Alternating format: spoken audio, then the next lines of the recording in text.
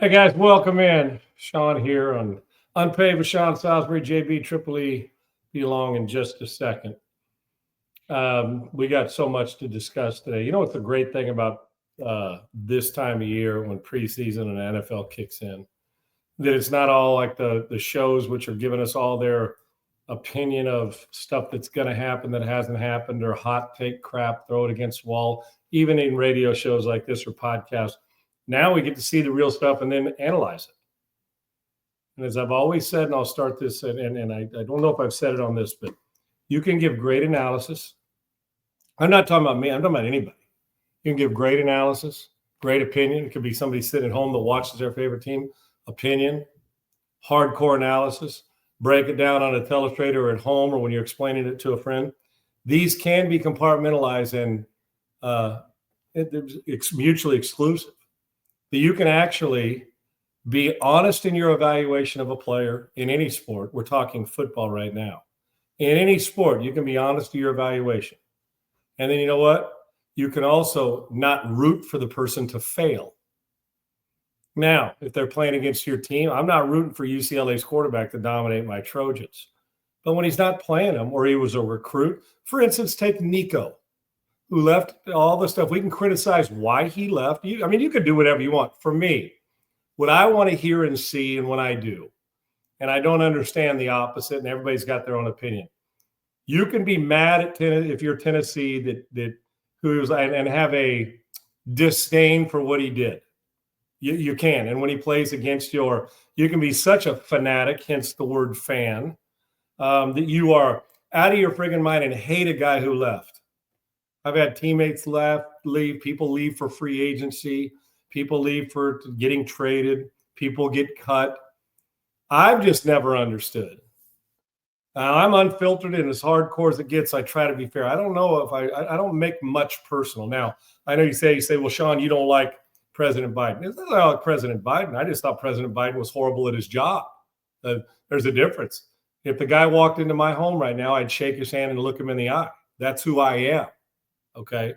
I'm not saying I'm better. That's just my approach. You have your own approach. I've just never understood, like and I'm using Tennessee fans as an example because it'd be easy to be mad at Nico. I get anger and mad when it goes. And true analysis of why he left, what it means to Tennessee football, or when a USC quarterback transferred, what it means to USC football. I don't want him to do good against my team or in the NFL if Philadelphia lost a player, or if you're the Giants. You're not rooting for Saquon Barkley to kick your ass when you play him. But I don't know why you'd hate the guy or root against or root for failure for him when he's playing up in his life or in his career. I've never understood that. I love good hard analysis, hard banter, hardcore opinion, and going all in on the honest. If a guy sucks, telling him he sucks doesn't mean I have to hate him every week. I mean, that happens. I've been told I've sucked plenty of times. But I don't know why somebody did that. Then the next week, if you play well, tell him he played well. It comes down to you do not have to root for a person's failure outside of your rivalry. SC and Notre Dame. Hell, I don't want Notre Dame beating us. But I'm not going to root for Marcus Freeman to fail when he's not playing the Trojans. It's the same thing that holds true here in preseason and anytime. Why would I root for Jackson Dart to fail? Why? Because he got drafted ahead of somebody else that I thought was better in the draft? You can break it down and say, here's why he shouldn't have been. You can do whatever the fuck you want. I'm just saying I've never understood the concept of rooting for some college kid. Now, I understand if they're out breaking the law and beating women. I'm talking about just the sports part. So let's stick there.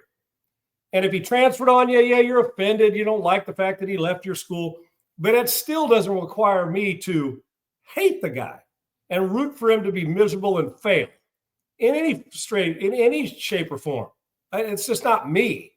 But I can be unfiltered to the point where I can go at you and make you think I don't like the guy, but I'm talking about his football stuff or decisions they make on the field. Off the field, if it's breaking the law, then we can make those decisions. And if somebody kills a woman, then, yeah, you can root for his failure, but you don't need to because he'll be behind bars, hopefully, unless you're in some liberal nut job town that lets judges get out after killing somebody. But I've just never understood it. So for me in this preseason, I don't root for Shedeur Sanders to fail. I don't. I see a lot of that, though. Doesn't mean you don't have to like him. You don't have to be his best friend. You don't have to think he's any good. But if that's the case, break down why you don't like his game. That's fine. Or why his game's good. But why I would root for Shedeur Sanders to go out there and fall flat. Why? To send a message at humble pie. He's going to get plenty of humble pie. Already has where he was drafted. So I use that as an example. I digress. It's just been on my mind. I don't root for somebody's failure unless they're playing against my team that I bet on. But the second the game's over, I don't root for Shedeur Sanders to go out there and piss down his leg and never be a player. If he's not a player, then it'll bear itself out, and then you can analyze it. I've just never understood it. And I've never understood discipline, why we lack so much discipline other than we got so many pussies in the world right now. It's unbelievable. Yet, not just pussies, but to the point where it feels like people want abuse at times or want no discipline for their – look around society right now. You can see kids and adults running around that have no discipline, and we're not disciplining them. And all of a sudden, nobody cares. It's like they get away with anything. I've never understood that part of it. Now, punching your kid in the face because he was late for dinner, well, that's called abuse. That's not called discipline. But I'm watching this viral video, and I'm going to play it here. And there are people, there's millions of people are liking this or viewing it. I've never understood. Now, listen, some people got spanked. I did. Not very often. I got a finger to the chest if my pops didn't like it. I didn't get slapped in the face by my dad or punched in the face. I was never going to challenge my dad when he said, "Don't talk to your mom that way." I shut up because I was respectful fear from my dad. My dad never had to lay a hand on me, but if I needed a spank or discipline, it was going to happen. And I think we've pussified our way into a lot of certain generations, never got disciplined, so they suck in society and think they can do anything they want to old people, adults, younger people, gang up, talk shit to their sister and brother and punch them in the face with no consequences. Not in my house. And I would hope not in most houses. How you choose to raise your kid is on you. But this is a form of discipline that, go sit in timeout. Sometimes that may work in your home. Somebody tells me to go sit in timeout, or I'm taking your phone away. That may work. Nowadays, people's phones like having a dick if you're a dude and having a vagina if you're a woman. Take that away. They don't know what to do. That's how important they're. Matter of fact, they'd rather have a phone than a dick. Well, that's in some cases. Some want to give them a dick when they were really born with a vagina, but that's another case in point. But the phone, so that may work in yours. I mean, a spank may work. A little threat may work. So some people use the old, if you'll do this, I'll give you this, where they, here's candy if you'll just not talk loud in Walmart or in 7-Eleven. But here's a form of discipline that I like. And I'm actually mortified or tripping over people that don't like this form of discipline.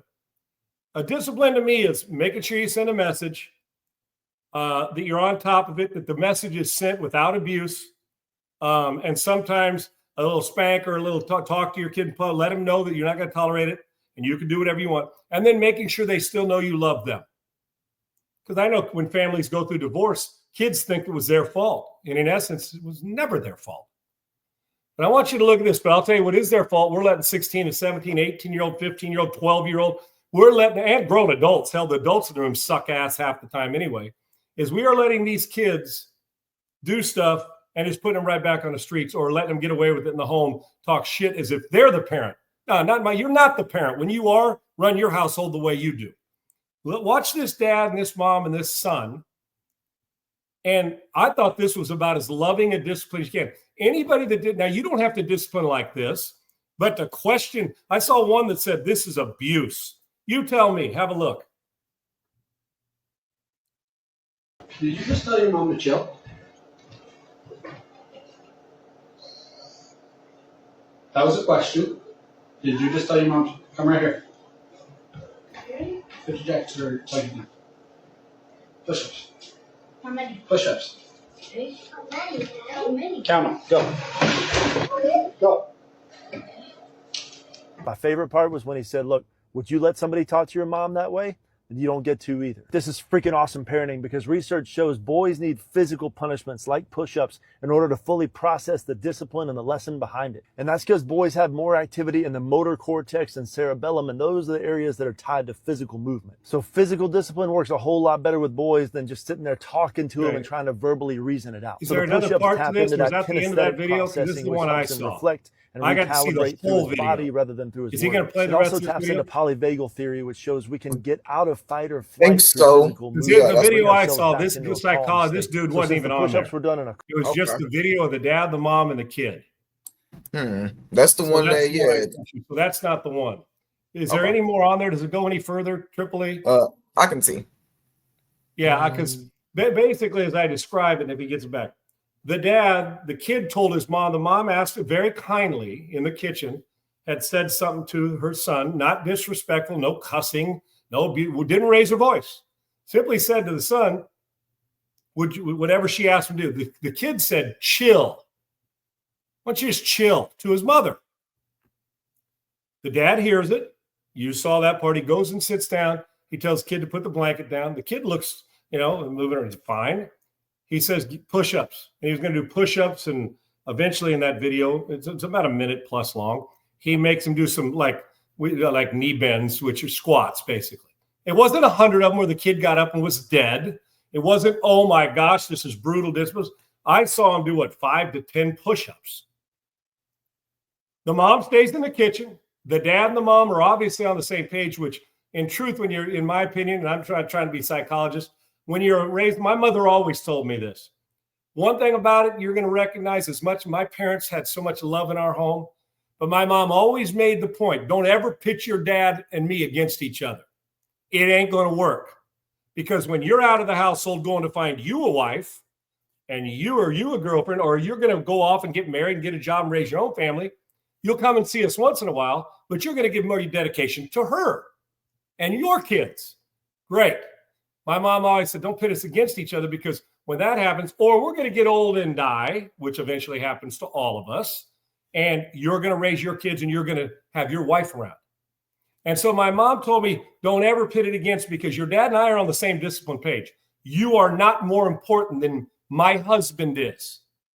She didn't say it as like derogatory. I'm saying it a little harsher. My mother was very gentle about it, but some joking sometimes say, oh, I don't know. Your pops and I are never going to be, we're on the same page. And even if they weren't, they would handle that behind closed doors when they were battling with each other. If they were disappointed, maybe you raised your voice and cussed or said something, they would handle it behind. Well, mom said this. Well, dad said this, and you handle it. And then you go and handle that in private, the husband and wife.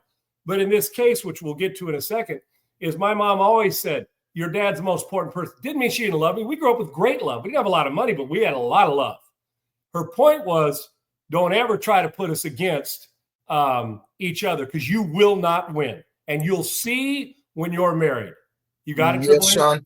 That was the video. Yeah, that's that's the end. There's no other part of it. Yeah, it's just him talking. I saw another one on watching television today before I came on the show. It's all right. I'll just if it happens to pop up on Twitter or something, that'd be great. And some of you may have seen it. So my mom and dad always said that they were for, and it's right. Although at times I'm sure my mom said, man, you put the boys first, or my dad said, why put the kids first? But they never did it in front of us, and they always made sure that they were number one. Well, the mom's in the kitchen, and the kid looks at mom and says, just chill. But didn't say it like, oh, come on. They were joking, laughing. It was chill, as if, mom, I'm the boss. The dad comes walk in, sits at the table, tells the kid to give him push-ups. Kid drops down and gives him like 5 to 10 push-ups max. Didn't sweat, didn't make him run 8 miles in 100-degree weather in their own home. Then the kid says, okay, now some up downs, but not up downs, but squats. So he does some knee bends. The kid wasn't sweating. The kid didn't feel abused. The dad didn't scream at him. It was this calm, like this. Drop down. You heard the first dad. That's how the voice stayed the whole time. The mom never said a word after the dad. And the dad's philosophy was, if I'm not going to let other people talk to my wife that way, or my girl that way, why would I let my own family? So the kid pops up, doesn't argue with his pops. You know what he does? The dad calls him over after he makes him do his sit-ups in his deep knee bend squats, hugs him, tells him he loves him. That was it. Now, you tell me what's wrong. I can't. If you're a psychologist and you think that's a problem, you're an asshole, and you're a quack, and nobody should come to you. That's number one. Two is everybody's got their way of doing it, but to tell them that this is not in a psychologist, I'm not saying they did, but just as if you're watching this and you call that abuse, the hell do you call somebody motherfucks their kid up and down and beats them upside the head for no reason because they didn't get the haircut, they were a few minutes late to class? I understand, but discipline's in different forms. This discipline was love, raise the kid right. And oh, by the way, we're in a fat time in this country. We got more fat kids than there ever with, and it ain't with a motherfucking PH. It's with an F. We've all been there. Fat and out of shape. Okay, afraid to discipline him. Hell, we don't even, until Trump comes along, we don't even make when I was going to school, you had to have physical education, 3 or 4 years of it every year. It was just as important as math. Just as important as math was, and you had to have phys ed. Your boxers couldn't be hanging out your shorts. You had to make sure it was uniformity. Blue, the issue we give you, that's what you're wearing. Boxers aren't hanging down to your knees. Your pants aren't hanging past your asshole. None of that. Okay? You just did it. And if not, you sent to the principal's office, or you got a truant, or you got in trouble. Your grade went down. Who gets anything but an A in phys ed? Okay? So and the brilliant part of it, the kid's also getting in shape. Have you ever sat around and watched a TV show? And in between, you have some dumbbells, and you say, man, I'm getting so lazy. I don't want to go to the gym. I don't want to go to my home gym. Set a dumbbell next to it, and during commercials, you drop down and give 15 curls and 15 dumbbell presses, or you drop down and go push-ups. And then you're like, okay, I like this, and you get into a mode. All the Pops was teaching him is don't talk to your mother like that. Nobody else would. I won't let it. He didn't raise his voice. And then the closer is he hugged and put his arms around him, told him he loved him. So the kid now walks away saying, okay, I know better. Don't tell a parent to chill. Okay. That's like that. That'd be like my kid calling me, my daughter calling me bro when I'm disciplining her. Don't use bro under our roof when you're talking to your parents. You can use it with your bro buddies. I can use it with my bros or brother buddies that I say, hey, what's up, brother? We all don't call my mom or call my wife married or your significant other. Don't call her bro. And as your female using bros, you got it, Triple E? I found it. Here's just to validate what I'm saying. This is all about calm voice, nobody getting pissed off, simple raise, and a dad and a mom sending a message that they're on the same page. You don't have to raise your voice. You don't have to hit your kid. Now, some may want to spank their kid. In this case, he didn't require a spanking. He said chill. He didn't MF his mom up and down. Now, here's a video that if I'm doing it, some of us should learn lessons along the way. And you can't be mad at this. Where's your phone? Baby, stop, I said. Okay, chill. Alexa, stop. Alexa, stop. Did you just tell your mom to chill? That was a question. Did you just tell your mom to come right here?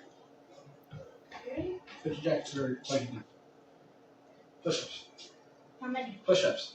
Ready? How many? How many? Count them. Go. Go.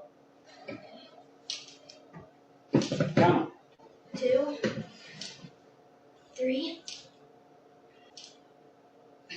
9, 10. Keep going. How many? Go. Go. I can't do Go. more. Go. My gosh. 14. Can't do no more. 15. 2 more. Don't give up. Good one. Good one. Stand up. Squat. Count them. Feet flat. All the way down. 22, 23, 24, 25, 26, 42, 43. Go. How much has he done? Pause. Is this fun? No. Keep going. Keep going. He's 58, 59, 60. Okay. Do we tell our mom to chill out? No. Absolutely not. I will not let you talk to my girl. Absolutely not. Would I let anybody else talk to her like that? So you don't get to talk to her. Okay? Sorry, Mom. See, you can cut it off there. Now, message sent. I only got through half through the D-bids. First off, the kid went, oh, it's abuse. The kid, had he started falling down and lost his leg, tells me the kid could do more deep D-bids than we can. I mean, that kid rolled through. He's obviously athletic. But the point was, and the dad said, "Is that, you like this?" No. Okay, do a few more. Does a few more. Do you like it? No. So what he did was he also didn't let the kid quit because the kid didn't get to dictate the number of them. He did. The parent. You are the parent. The kid did him. Okay, now 2 more. Okay, that tells him go above and beyond. It's okay to have that stretch. It's okay pushing you a little more. This isn't just this lesson. It's a life lesson. And then to do standing. If the kid would have fell down and said, "Dad, I'm going to throw up," you can tell by the dad's love. He wouldn't have. He knew he had more in him. He's his dad. But it's a message that says, you like to do this? And you're getting in shape along the way. What do you do? Brings him over, tells him he loves him. And he apologizes to mom. My guess is the kid will never use the word chill out to his mother again. Point being here, love the strategy, the physical side, the emotional side. I'm sure he'd treat his daughter a little different, meaning maybe her discipline's different. You don't have to discipline them all the same. So when I hear, "Oh, that's abuse," what was abusive about it? Did he make him put on a 25-pound weight vest and do him until he threw up in a trash can? Different story. Did he make him go outside and run 4 laps around a 400-meter track and then come in and do 100 of them and throw up in a trash can? No. So the ones who don't like this, I think you guys need to chill, okay? To me, this is a great way of no abuse, sending a message, and it's a longer message. Oh, you got to 10? Give you 12. Just to push him because the kid could do a few more, and the dad knows it better than we do. So I just saw that, and I think it needed to be said. And stop the pussification. People who call this abuse, you're dumb. Okay, you do, and I don't know no names, but it's just, it solidifies to me good parenting, but it also solidifies to me discipline, which we need more of, and solidifies to me that if you think that's abuse, then you and I are not in the same church or the same church pew. All right, here we go. Good stuff. I love it. I don't have a problem with it. Now, there are some who'd have gone over there and slapped the kid upside the head. Now we got a problem, right? Over mom just chill. But you know what? Sometimes in certain families, maybe that's their way. But I love that the dad ended it with love and gave his kid a hug. And he apologized to mom. All right, JB, we'll roll on in here as well. A lot of preseason stuff, man. A lot of preseason stuff going on. And 1 second, Sean. Yeah, Coach, he's handling a personal matter right quick. Okay, Yeah, well, but he's here. He's here though. Okay, I'll take care of this. Let me start off with the elephant in the room. Shedeur Sanders, a lot of talk, and Jackson Dart, and Cam Ward. Today's show is about a couple things. One is preseason. While the wins and losses do not matter, the individual battles and the personal wins do in preseason. Said it. No, now if you're playing as a third string quarterback, you want to go win. But the W at the end of the day doesn't matter. You don't want to sacrifice it playing somebody too long to get injuries or not playing him. We could get into the Caleb Williams not playing at all. He needed the work. I would have liked to see him a little bit. Hell, we saw Joe Burrow get work, and boy, was he flawless. But quarterback debuts, we're usually focusing on rookies, yet I saw some people put up some good stuff. But all the talk going into this, there's a couple things. One is, let me just get out in front of this by saying, let's not put people in the Hall of Fame. Jackson Dart played out of his mind.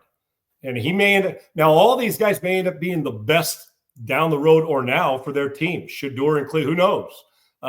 Cam Ward already is going to start, but maybe Jackson Dart. He's a dynamic, explosive player. You saw Shedeur get hit in the mouth and deliver balls. I'm going to get some balls. I'm going to get to him in a second. So I'm not crowning anybody in the Hall of Fame, and I'm also not burying anybody saying they should be cut. But we got to judge on these rookies against the NFL is this past weekend in the first one. Second one may change. Just this one. Don't focus on who's starting in the fall. I saw people say, yep, after seeing that, Shedeur should have been the first pick of the draft. Be quiet. Just stop on that. It's your opinion, and it's not a good one. Doesn't mean we have to agree with your opinion. Let's just stop. Let's get through the preseason and then for the end of September and find out if he's doing this in practice. Maybe they will start him. Who knows? But it doesn't just apply to Shedeur. It applies to Jackson Dart, who played well. It applies. Shug played out of his mind in New Orleans. He did. He played his ass off, rookie. So these guys. So don't just limit it to one. Okay, the one that they thought should have been a first-round pick. Some you take it in the fifth. Others that didn't know Jackson Dart was going to be a first-round pick, and he was. But the handful of guys played well. It was awesome to see these rookies. But let me go into this and why I mentioned about you can't hate Shedeur. Why would you root for Shedeur Sanders to fail? Because he didn't like the way he handled the draft. He's flashy with the money. Okay, you can say it. That's analysis. That's breaking down why you don't like it. But rooting for failure baffles me. I hope the guy succeeds. I don't know if he's going to over the long haul. He succeeded Saturday. I'll start with him. Not just the raw numbers of 14 to 23, the 2 touchdown passes. I told you, I'm not just looking at analytics and stats and this. I'm not. I'm looking at sustainable stuff. It's like a golfer. I can go out and hit 5 great shots in a row. Right now, I haven't proven to myself, regardless of my handicap, that I can hit 50 in a row or 35. The sustained, the something that I can count on. I hit a bad shot, that the bad shot's the aberration, not the good one. Sustaining the repeatable swing, repeatable mechanics in the NFL. Great start by Shedeur Sanders, and here's why. One is, I didn't think I saw 1 ounce of panic in him. I did not. I really didn't. He missed throws and made some poor decisions. One on the wrong page, guy runs like a stop. He's sitting. He expected him to run out of the route. He threw it out in front of him, incompletion. But let's talk about, we spent so much time talking about why Shedeur Sanders isn't any good. I don't think he should have been a first-round pick. I hope he proves me wrong. I don't have a problem with that. I don't root for him to fail, but I will watch and give you honest analysis. He did some things he needs to fix, like the one where he scrambled around for, felt like 15 minutes, scrambled to his left, back to his right, hesitated, made another guy miss, showed athletic ability, but the end ended up losing 2 yards. Even though it's 2 yards, what if it would have been 3rd and 4? Loses 2 yards, now we're 4th and 6, and we're down 5 and have to go for it. As you see some of these times, ball out quick there, gets it close to the sticks. But he scrambled around, and then he stepped out of bounds 2 yards shy, and it lost 2 yards when he could have thrown away. Those are things he's going to learn. Now look at this, what you didn't see. Go back real quick with that if you possibly can, Triple E. I don't know if you can reverse that one. What I like here, screenplay, whatever. We'll watch how he baits the pressure. I really do. This is stuff. Remember, we saw somebody miss pressure. Blitz, freeze, go back again. It's a free runner screen. That's why you get the line out. It's a screen. He knows it. They're giving a free runner coming from distance. And watch how poised he is. Retreat. Here's the first one. Now watch Sanders on this next one. It is a screen. They're getting the line out. But some guys panic. Watch how he sets, retreats, doesn't take the hit. Boom. Easy. That's good stuff. I like it. And then, so when we're going through Shedeur Sanders, I love some of the things I saw with him. I do. He didn't look out of place. He might have bailed at times too early. Here's some athleticism. Bailing and get down. Smart football play. See, those are the things I'm looking for as he panicked in the pocket. Where's his head? And I'm going to get to that in a second. The buy time play down in the red zone, or this play. Boom, step outside, do. There you go. Same play from the end zone angle. He didn't have time to set his feet. What's he do? Takes a bad play and turns it into a positive play. Now 3rd and 12. Bam, 1, 2, 3. Come to your left, little slant route, inside slant. Now it gives you manageable down and distance. Manageable. He didn't try to be a hero. Hit the open guy working inside out on a slant play. You don't work outside in on a slant. You work inside out in a 2x2 because you'll be too late if you go outside in. First down.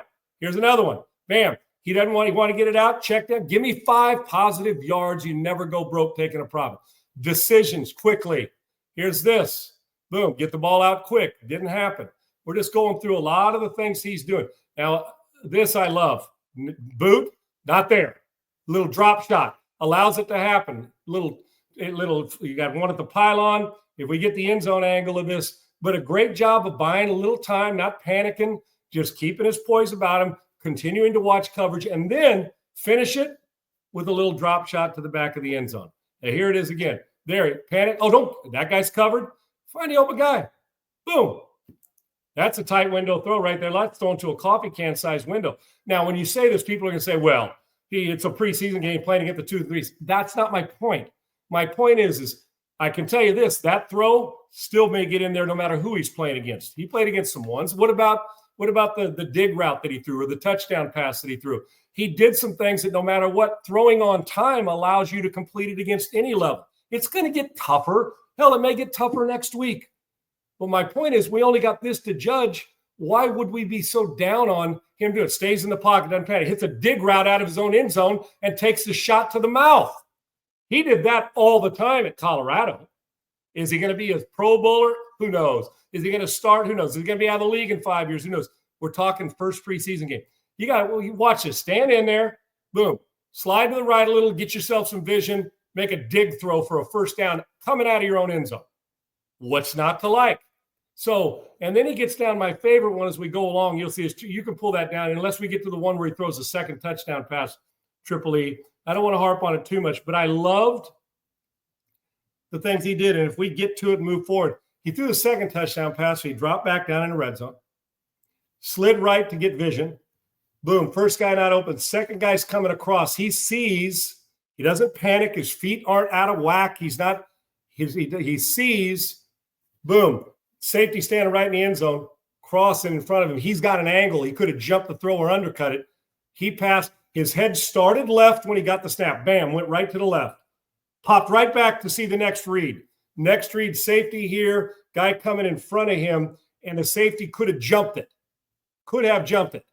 And then, boom, didn't. And what does he do? Watch it. Not this. Well, this is to get you down in there. This is just a great catch and throw on a corner route or a deep over. I can't tell what it was there. But when we get down to the end zone throw, I just want you to see left, sidestep right, boom. Hopefully we got the end zone version. That's NFL style. Doesn't matter who it's against. It's just poised getting through your reads. And watch his head if you get the end zone view. If we're fortunate enough to get it, don't know if we have it on this one. But the end zone view says, now he does some celebrating and all that stuff. The end zone view, his head started left, boom. Or behind him view, should I say, the quarterback cam. He went to the left, eyes there, didn't like it. Inside guy comes, crosses, freeze. That safety right there, look at the angle the safety had originally on it.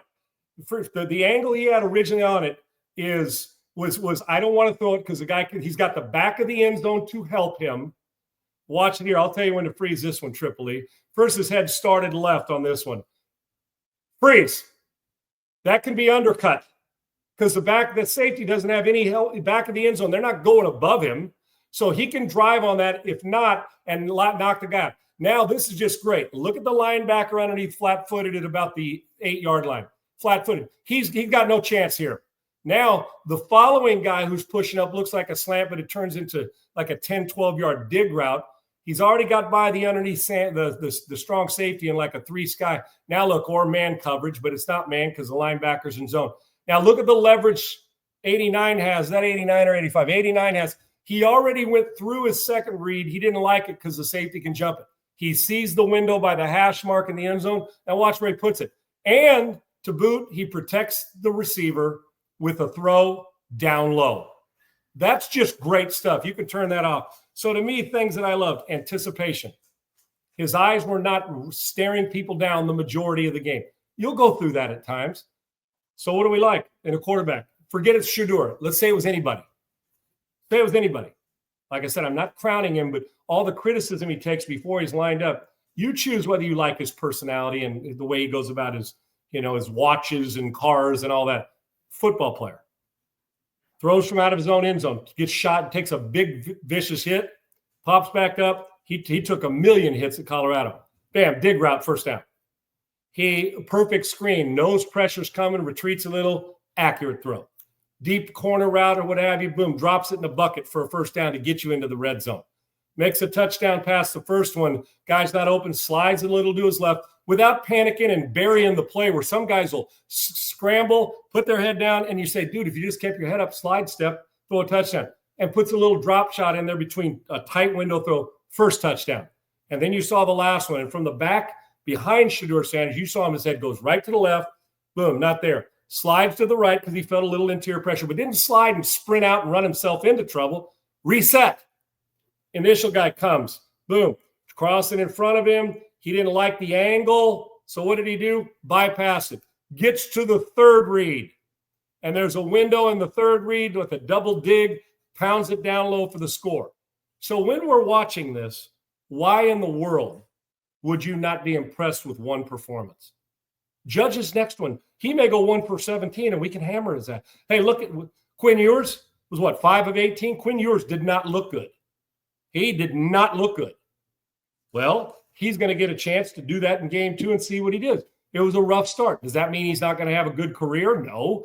Does that mean, well, he should have been drafted where he was drafted late? No, but maybe his performance in college kind of validated what you saw.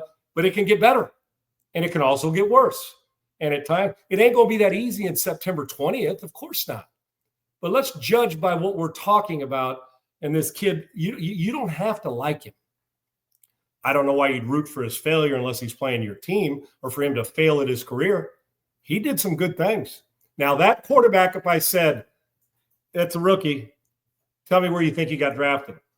You would have not said where he got drafted. Now, does that mean he still doesn't belong as a 5th-round pick, mix and match of second and third and some first stringers? No. Let's just judge what we saw. And like I said, the reason why I don't just go by numbers, some of them can be empty. I go by, how did he get to those numbers? Good screen throw. Evade somebody, throw it out. Should he have thrown it away instead of stepped out of bounds for a loss? Absolutely. Did he show different levels of throw? Drop shot, which is a 3-ball, little 2 layering like he threw the corner, and then bam, little touch in the first end zone there, the touchdown to the left of the end zone, and then a rip shot on a dig route, getting hit in the mouth out of the end zone, and then the second touchdown pass. That did not look to me like a guy who doesn't understand football, doesn't understand playing the position. And one of his advantages is, even though he showed more athleticism than people who talked about him heading into the draft gave him credit for. Now, I don't know if he can sustain that type of athleticism, but what he did is he played to his strength, hung around the pocket. Even though he sidestepped, he had to be forced out a couple times, but didn't panic. And that's one of my favorite things about it. So I went in skeptical. What kind of, would he try too hard? Would he try anything? And Deion made a good point going into the game. He goes, he's not getting caught up in all the negativity or people going. And here's what Deion, he said, he doesn't treat this like a preseason game. And it showed. This was pregame. He said he doesn't treat it like a preseason game. It matters to him. He treats it like a game. It's a big game for him. And he played like it. So I just don't know why you root for his failure. What? Here's why I think people do this, and I'm being damn honest. I think they root for his failure, some people, or anybody's failure like this, maybe because they don't like him, but because I'm talking not just fans on Twitter. I'm talking about people that cover the sport. You know why I think some of them want him to fail? Not just because he's Deion's kid or doesn't like how brash he is. I'm going to tell you why I think they want. And there's times it's bothered me. I wish he'd approach it a little more, but that's his personality. And by all accounts, guys at camp think the guy's Myles Garrett, think the guy's a good kid and got a future. Who knows? It's one game. That's all I'm judging him on is this game because we're not in college anymore. But I think people, national analysts or radio hosts or TV hosts or any of us that judge him and root for his failure, you know why I think it is? I think it's because they don't want to have to go in there and admit that they were wrong. Because if he's bad, you know what they get to say? Told you. Guy should be out of the league in 2 years. Sucks. Had he played poorly in this preseason game, those people would have said, told you the guy sucks. And it wouldn't have been true that he sucks. It would have been he had one bad game. It's the same thing when it goes here. Is Tommy Fleetwood a horrible golfer? That he's had a chance to close 2 out and just couldn't at the end, or is he just not a closer right now? Tommy Fleetwood's going to be playing in the Ryder Cup. He lost another tournament with a lead late and got beat by a damn good player in Justin Rose. And earlier this year, we got beat by Keegan Bradley. He had a chance to win his first PGA tournament, and he's going to be a Ryder Cup. He's a hell of a player. He just hasn't been able to close. Are we all of a sudden say, can't put him on the Ryder Cup, the guy sucks, his career sucks? No, he's actually pretty damn good on the money list and is in contention all the time, top 10s all the time. Same thing here. If he played poorly, though, those people who can't stand him because of other stuff, instead of just straight hardcore analysis, they want to be able to go on social media and say, told you, or on a TV show, he sucked. Now, the ones on the opposite that are going on there saying the guy should be the starter, He needs to start right now. Give it time. They want to be able to say, I told you I was right. How about we calm it down a little bit until we roll through the preseason and see how the whole thing looks. Don't need to put any added pressure on the kid. And the kid handled pressure great on Saturday. And real quick, so did Jackson Dart. If we're going to give, and here's the other side, for those who are against Shedeur Sanders, then you got to watch and judge him by his performance, not the watch he wears or the car he drives. You cannot, if you know anything about football, anything. You can talk about the ones he threw incomplete, why he didn't like those. But if you know anything, and I'm talking to anybody and everybody, experts, former quarterbacks, fans, radio hosts, podcasts, us, anybody.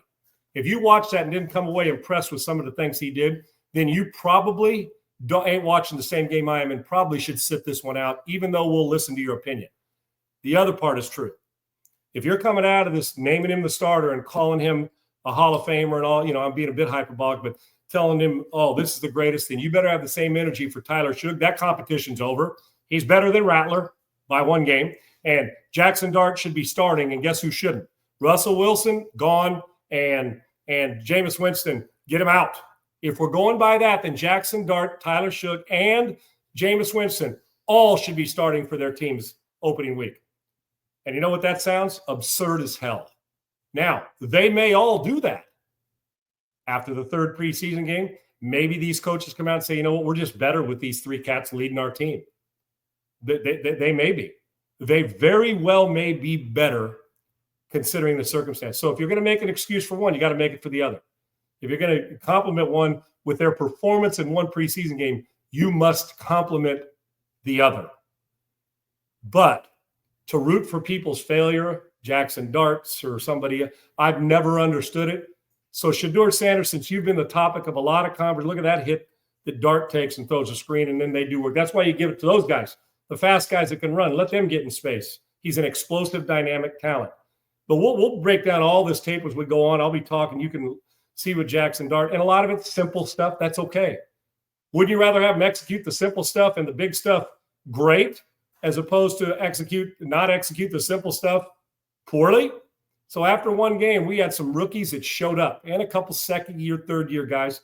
The point here is with all the Shedeur Sanders, I told you on Monday he'd be the talk, one way or the other, good or bad, was going to be the talk of the NFL on Monday. Didn't matter. The talk of all these shows. And guess who is? Him. He is. We're in a baseball, people chasing division titles. Astros go and beat the Yankees 2 out of 3. All these things. He's the topic of conversation. And you know what? Considering all the shit he's taken, give him a high five. It may not last. Maybe next week's different. But for one game, one preseason, Browns fans got to be excited. And the truth is, if you watched it fairly, he did some things you say he needs more work, meaning more work because he earned it. I'll leave it at that. And I'll finalize this show with this. I'm watching Travis Hunter, and I like anybody who plays every day and wants to play every day. That's another thing. People criticize, oh, why does he want to do this? How many guys do we know now? Load management. Guy can't play back-to-back nights in basketball. Pathetic. Not everybody, but some. And I know you know some I'm talking about. Baseball, we've had, and I don't mean this disrespect, but we've had a blister keep a guy out 2 weeks on a finger. We've had, you played 4 games in a row. Man, 5 games, got to give you rest around the league. We got load management. Football, we don't believe in load management, number one. In hockey, they don't believe in load management. Well, it's a longer season. Yeah, but it's nowhere near physical. Ain't that tough to DH for 4 at-bats 50 games in a row? I'm sorry, it's just not. But with that, so I like a guy who goes to work every friggin' day and wants to play. And if he isn't in the lineup, make sure you let the guy know about it. Travis Hunter, while it's early, 11 snaps, 8 snaps, we obviously saw he was not just a spot guy in college. The guy played every single snap, felt like almost every snap all the time on both sides of the ball. Now, we all have the debate, which will, at the end of preseason, hit on how it's going to work. This is just a one game, and kind of the overall thought process from me about Travis Hunter is I like a guy who wants to play every day. Number one, plus check mark in the pro category.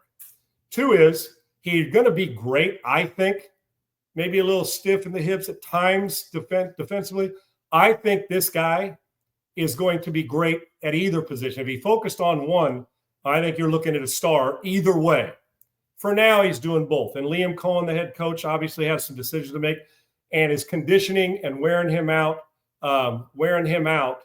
is something you got to be alert. Now he's young, the ball ain't heavy, but when you got big receivers that are guys like Nico Collins in Houston coming out on the edge to block you, you got to knock your dick in the dirt. That's a big fella. They will wear you out, and they will attack him to test his conditioning in the NFL. Unlike 85 plays on both sides of the ball, in the NFL, 62 to 70 plays on both sides. That's 140 plays. And it's just different. Grown men, it just is. Well, Sean, what's the difference? A lot. Plus, the stress levels go up now. It's pro football, and you don't want performance to suffer. I am all for him jumping out and trying to play both right away and seeing how he can do it. If he can do both on both sides of the ball, like Ohtani does his job, pitching and hitting, none of us are going to bitch. We're just going to say, damn, how long can he do it? Just like we say about Ohtani. And I'm not comparing him to Ohtani, but he is a unique cat. He's a hell of a receiver, and he'll get better. Think how much better he's going to be at one if he ever does one, than if he just does one where he can just on that side of the ball the whole practice and getting great coaching. Now he's doing both. Now, the great thing about that is he's going to learn how receivers attack him offensively when their offense, he's on defense. And he's also going to learn as a defender what it's like and how to find the weakness of the as an offensive receiver, what it's like to find the weakness of the defense he's playing. I like it. And he seems like a high IQ, great kid, high football IQ too. I like it. Now, how long it can last, time will tell. But here's why I think he should play wide receiver the most to start. I feel like he's a pretty natural defensive back. I do. I feel he'll, the stiff. He's thin, but he's got a little, he's got some length to him. And I just feel like that may feel like the more natural position to him, where he knows that, you know what, you may beat me once, but I'm gonna get you back. And we saw it in college. Now NFL's different, but and the run game's far more physical in the NFL. That you got to come up and greet people, and guards pulling out to get you. Fullbacks, if we have one, or an H-back motion, or these big physical receivers, or somebody coming out on a smoke screen or a now screen, and the slot's going out and going to pump you right in your ear hole, and then cut back inside for the tunnel, although the tunnel screen, all that stuff. And they're going to knock your dick in the dirt when you're running a dig route over the middle and it's a legal hit. So it'll add up. But I admire the kid for doing this. And I will say another thing, and this isn't an all Colorado thing. It's just on the dual threat guy is being talked about, and Shedeur deserves some criticism, but also deserves a ton of praise for what he did. For me, Travis Hunter, Liam Cohen's a quarterback guy, offensive coordinator as their head coach. I'm sitting here thinking, okay, where is his impact felt more just as a rookie right now? Just as a rookie. If you need him to play in the nickel package or line him up, but let's say Liam Cohen had to make a decision that he wasn't going to let him play both, just for the hell of it, for talking's sake. Think about this for a second now. You mix him in. Why is Liam Cohen there? Well, they wanted a new head coach. What else they want? Quarterback guy. They're there, first and foremost, Liam Cohen is, to maximize the guy who has not been maximized yet, ironically, and that was even with Doug Peterson there. Liam Cohen's there to bring out the 50-plus million potential that Trevor Lawrence leaving Clemson was supposed to have consistently. We've seen Dow Jones up, down, up, down, up, down.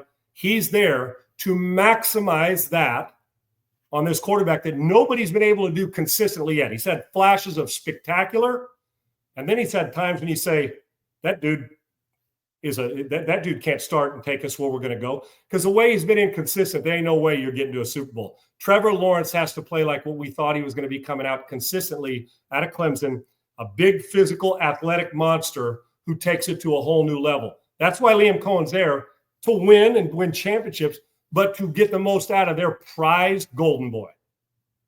In the process of doing that, what gives you the best chance to do that? Even if you're at the beginning, because the Texans are clearly the best team in this division. And quite frankly, I'm not sure it's even within 2 or 3 games when we get to late December. It's Travis Hunter playing offense. Needs more coaching over there because you got to be more precise on those route running. Hell, DBs with great athleticism. Hell, if Dion would get beaten, pros, I know I played against him. He'd bait you into throwing a ball that you think you got him deep, and he'd let you throw it, and then he'd chase the damn thing down. That natural instincts that I think Hunter has on defense, not Dion's speed, but he's got those natural instincts. Receiver, it takes more than natural instincts. You got to understand coverages and that, but just how to get out of route and, shoulders over knees, knees over toes when you're breaking down, what foot to cut off on a consistent basis. So if you're Liam Cohen and you're Jacksonville, my emphasis, if I had to right now, I love him at both, but if I was forced to, I need him on the offensive side of the ball. Maybe a 80 to 90 catch guy. You get him his rest. If you need him on the defensive side, natural ability allows him to go in. He can still study game plans. You're going to see him on both sides, but at some point, if they do make a decision. But if you had to choose, I want my best players to help Trevor Lawrence. I just do. Because if Lawrence plays poorly, it won't give a shit what the defense does. If he's bad, it won't matter if they pitch 7 shutouts this year. Hell, they may get beat pitching a shutout. That defense, while defense will win you a championship, you still got to score some points. You can't average 7-10 points a game, even if your defense is great. You give up 15, 16 points a game, you're a dominant defense. But his impact on a play-to-play basis, he's closer to the line. The ball's coming in, plays surround him. You can motion him. I can put him in the slot. I can put him outside. I can do a lot of stuff. He's a corner. He's a corner. He's a corner. And unless he travels, and rookies a lot of times don't travel because they're learning the system on defense, travel to the best receiver, I can play away from him through coverage and formations. I can get the ball to other people. With him there, I can make him a focus. So if you're Liam Cohen in Jacksonville and you were forced to make a decision, I would give him more plays on offense than I would defense, Travis Hunter. I do want to see both. I'm greedy. I want to see that guy play both. I do. But for the betterment of the Jacksonville Jaguars, for the betterment of Trevor Lawrence, and even for ego, for Liam Cohen to say, see, look at my offense, number 12 needs to be on the, Travis Hunter needs to be lining up, breaking a huddle, and getting 8 to 10 targets a game. Early on, his impact will be felt more there than it will be on the defensive side of the ball. 100% believe it. I can't wait to see it. We'll be back tomorrow on Unpaved. Triple E, thank you. Great stuff. It makes for good banner. But remember, you do not have to hate and root for Jackson Dart to fail if you're an Eagles fan, unless they play you. Other than that, I don't think there's a problem with rooting for people to have success until you get to play me and I get to kick your ass, meaning if you're a rival or what have you. It's okay to be both. Hardcore, unfiltered approach. Say, this guy, you can't miss this like we did with AR-15. I mean, what's it, number 5, whatever. Anthony Richardson missing a hot read, going to get himself hurt. We were critical, but also talked about his physical skills, but you can't miss those as a third-year guy. And now we're talking about a guy who people question. If you can't give Shedeur Sanders credit for the way he played in this game, then you're barking up a tree that says you just don't want him to succeed and you wouldn't give him credit anyway. We'll look forward to talking to you again tomorrow right here on Unpaved. Appreciate you guys. Can't wait till this season gets rolling underway. See, think about all the passion we have, and it's just one game in the preseason. Imagine what it's going to be like in a month. And oh, by the way, college football coming down the pike too. We'll see you guys tomorrow. Appreciate you right here on Unpaved.